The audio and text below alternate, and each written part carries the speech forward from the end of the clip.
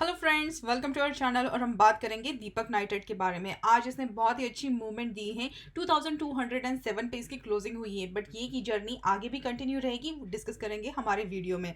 तो सबसे पहले हम बात करते हैं न्यूज़ की। तो देखिए, चाइना में लग गया है लॉकडाउन। जिस तरीके से यहाँ पे कोरोना वायरस के केसेस बढ़ रहे हैं, उसी के चलते हुए यहाँ पे चाइना के जो मेजर सिटीज़ हैं वहाँ पे लॉकडाउन लग गया है। और उसमें से एक सिटी जो बहुत इंपॉर्टेंट सिटी है हमारे लिए, वो है जिलीन। देखिए, जिलीन ये हमारे लिए इतनी इंपॉर्टेंट सिटी क्यों है? जब हम दीपक नाइट्रेट की बात करते हैं तो जिलीन ये जो है, ये बहुत ही बड़ा फिनॉल प्रोड्यूसर है। यहाँ पे इनकी जो कंपनी है, बहुत ही बड़े पैमाने पे यहाँ पे फिनॉल एसीटोन जो है इसका प्रोडक्शन करती है। और अगर ऐसी कंपनी जहाँ पे है, इस सिटी को अगर यहाँ पे लॉकडाउन में हो जाती है तो ये हमारे लिए बहुत ही बड़ा बेनिफिट हो सकता है। क्योंकि अगर ये यहाँ पे लॉकडाउन लगता है तो ये अपना एक्सपोर्ट इंपोर्ट जो है वो रुक जाए, तो उसके चलते हुए यहाँ पे जो सप्लाई है वो भी घट जाएगा और उसका बेनिफिट मिलेगा हमारी केमिकल कंपनीज को। उसी के साथ दूसरी एक न्यूज़ है, उसके बारे में भी हम बात कर लेते हैं, जो है यूक्रेन इम्पैक्ट ग्लोबल फर्टिलाइजर की क्राइसिस हो रहे हैं यहाँ पे। तो जिस तरीके से यहाँ पे रशिया और यूक्रेन का वॉर चल रहा है और उसके चलते हुए जो फर्टिलाइजर के क्राइसिस आ रहे हैं, उन सारी चीज़ों का इम्पैक्ट भी हमारे केमिकल इंडस्ट्रीज पे होते हुए दिखाई देगा।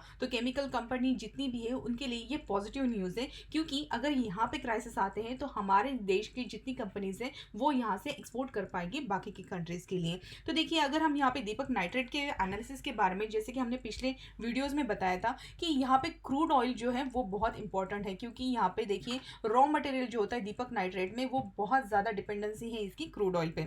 लेकिन यहाँ पे एक अच्छी बात ये है कि यहाँ पे अगर क्रूड ऑयल के प्राइसेस बढ़ जाते हैं तो उनकी जो रॉ मटेरियल कॉस्ट है वो बढ़ जाती है, और ये जो एक्स्ट्रा एक्सपेंडिचर है ये अपने कंज्यूमर को आसानी से पास ऑन कर देते हैं इनके जो प्राइसेस हैं उसको बढ़ाकर। तो देखिए, अगर यहाँ पे बात करते हैं 2014-15 के बाद यहाँ पे जो $40 पर बैरल की क्रूड ऑयल के प्राइसेस थे वो शार्प शूट आउट हो गए, 60 के ऊपर चले गए थे। और इसी दौरान में यहाँ पे दीपक नाइट्रेट की अगर हम जर्नी देखें तो वहाँ पे भी बहुत ही अच्छी यहाँ पे बढ़त दिखाई दी हमें स्टॉक वॉल्यूम अगर हम देखते हैं तो। बट रिसेंटली हमने देखा है यहाँ पे कि यहाँ पे क्रूड ऑयल के प्राइसेस कंटिन्यूसली बढ़ रहे थे, लेकिन दीपक नाइट्रेट का जो शेयर है वो कंटिन्यूसली यहाँ पे नीचे आते हुए दिखाई दे रहा था। वो भी जान लेते हैं वो ऐसा क्यों हो रहा है। क्योंकि देखिए, यहाँ पे होता क्या है कि ये फॉर्मूला बेस्ड प्राइसिंग है। मतलब ये जो है प्राइसेस, ये कभी भी अपना बढ़ा नहीं सकते। इसका एक इंटरवल होता है, 3 महीने के ड्यूरेशन के बाद ही इसके पहले की जो प्राइसेस थे उसको वो रिवाइज कर सकते हैं। तो कंपनी को यहाँ पे इनके जो इन्वेस्टर या फिर कंज्यूमर है उनको इंटीमेट करना पड़ता है कि ये जो है अपने जो प्राइसेस है उसका रिवीजन करने वाले हैं। तो देखिए, अगर 3 महीने के ड्यूरेशन के पहले अगर ये यहाँ पे क्रूड ऑयल के प्राइसेस हिट कंटिन्यूसली बढ़ते हैं तो यहाँ पे वो नहीं कर पाएंगे, क्योंकि उनको उनके ड्यूरेशन का टाइम इंटरवल का वेट करना पड़ेगा और यही बात होगी। अब देखिए, यहाँ पे अगर 3 मंथ का इंटरवल नहीं हुआ है तो दीपक नाइट्रेट अपने जो प्राइसेस है वो रिवाइज नहीं कर पाएगा। और जैसे ही यहाँ पे उनका जो इंटरवल खत्म हो जाएगा 3 मंथ का, उसके बाद उनके जो प्राइसेस है वो रिवाइज कर सकते हैं रॉ मटेरियल के हिसाब से। जिस तरीके से क्रूड ऑयल के प्राइसेस बढ़ रहे हैं वो अपने जो प्राइसेस है वो रिवाइज कर सकते हैं। तो चलिए अब बात करते हैं कंपनी के स्ट्रेंथ के बारे में। तो यहाँ पे स्ट्रेंथ में देखते हैं तो यहाँ पे नेट कैश फ्लो कंपनी का कंटिन्यूसली बढ़ रहा है, उसी के साथ बढ़ रहा है ऑपरेटिंग एक्टिविटी,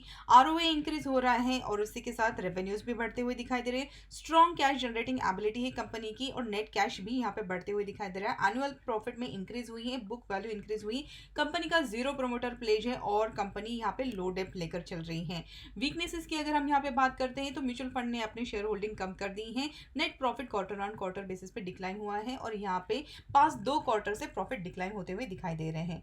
रिटर्न रेशियोज की बात करें तो आरओई यहाँ पे 33.06 है, आरओसी 37.11 और आरओए जो है वो है 21.79 का। अब हम बात करते हैं यहाँ पे टेक्निकल चार्ट की। तो देखिए, यहाँ पे ये जो ट्रेंड लाइन बना के रखी है ये एक सपोर्ट का काम कर रही है। जो ये स्टॉक है कंटिन्यूसली यहाँ पे सपोर्ट से बाउंस दे रहा है। अब लेकिन फिर भी यहाँ पे अगर हम देखते हैं, हमारा जो मेजर यहाँ पे सपोर्ट है वो है 1722 का, क्योंकि यहाँ पे इसने बहुत ही अच्छा यहाँ पे बेस बना के रखा है।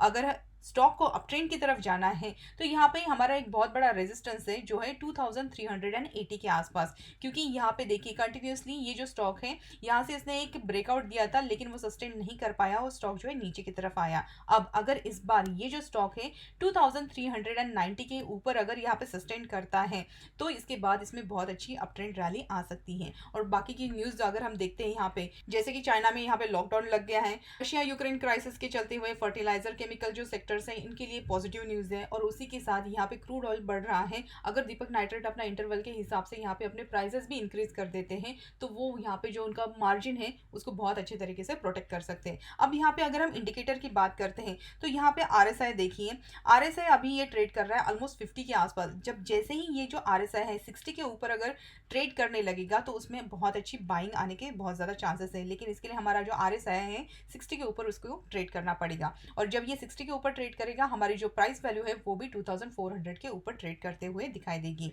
और उसी के साथ यहाँ पे जो मैकडी है MACD यहाँ पे क्रॉसओवर होते हुए हमें दिखाई देगा। अगर ये क्रॉसओवर होता है तो तीनों चीज़ें पॉजिटिव हो जाती है स्टॉक के लिए और अप ट्रेंड जो है वो कंटिन्यू होने के लिए। तो इसलिए जो लोगों ने यहाँ पे इस स्टॉक को बहुत ऊपर की वैल्यू पे अगर लेके रखा है और इतने सारे हमारे जो निगेटिव क्राइसिस हो रहे थे मार्केट के उसमें भी इस स्टॉक में अगर इन्वेस्टमेंट रखा है तो अभी इसको बेचने की जल्दबाजी ना करें, क्योंकि स्टॉक जो है अगर वो अप ट्रेंड रैली कंटिन्यू करता है तो इसके आगे भी बहुत अच्छे यहाँ पे टारगेट दिखा सकता है। अगर 2400 है यहाँ पे जो हमारा लेवल है ये अगर क्रॉस करता है तो उसके बाद बहुत जल्द इसमें 2600 से लेके 2700 के भी लेवल इसमें दिखाई दे सकते हैं। तो आई होप इस वीडियो में जितने भी इन्फॉर्मेशन हमने कवर की है आपके लिए हेल्पफुल जरूर रही होगी। ऐसी बात है वीडियो को लाइक जरूर कीजिएगा, चैनल पे अगर फर्स्ट टाइम है तो सब्सक्राइब करके बेल आइकन दबाना मत भूलिएगा। और मिलते हैं हमारे अगले वीडियो में।